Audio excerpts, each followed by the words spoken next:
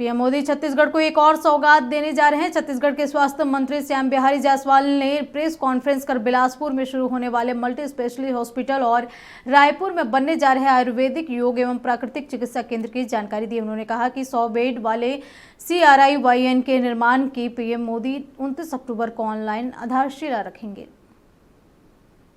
में स्वास्थ्य सुविधाओं को विस्तार के लिए माननीय प्रधानमंत्री नरेंद्र मोदी जी ने छत्तीसगढ़ में 2 मल्टी सुपर स्पेशलिटी, एक बिलासपुर के कोनी में और दूसरा जगदलपुर में मल्टी सुपर स्पेशलिटी का सौगात उन्होंने दिया।